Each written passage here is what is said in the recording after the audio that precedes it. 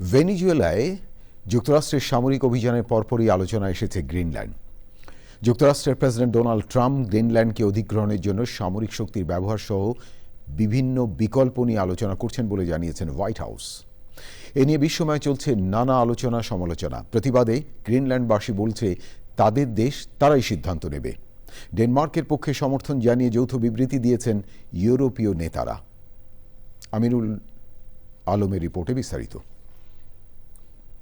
মার্কিন বাহিনী ভেনেজুয়েলায় অভিযানের একদিন পর ট্রাম্পের অন্যতম শীর্ষ সহযোগী স্টিফেন মিলারের স্ত্রী কেটি মিলার সামাজিক যোগাযোগ মাধ্যমে গ্রিনল্যান্ডের মানচিত্র প্রকাশ করেন। গ্রিনল্যান্ডের মানচিত্রটি মার্কিন পতাকার রঙে দেখানো হয়েছে। বিবিসিকে হোয়াইট হাউস বলেছে, গ্রিনল্যান্ড অধিগ্রহণ করাটা যুক্তরাষ্ট্রের জাতীয় নিরাপত্তামূলক অগ্রাধিকারের জায়গা। আর ট্রাম্প বলেছেন, নিরাপত্তার কারণে গ্রিনল্যান্ডকে যুক্তরাষ্ট্রের প্রয়োজন। গ্রিনল্যান্ড ন্যাটো জোটভুক্ত দেশ ডেনমার্কের একটি আধা স্বায়ত্তশাসিত অঞ্চল।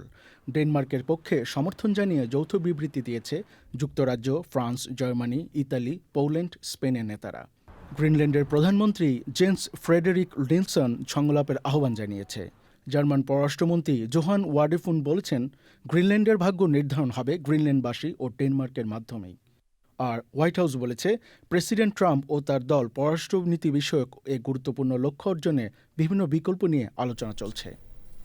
মেয়ের আমিরুল আলম, চ্যানেল আই।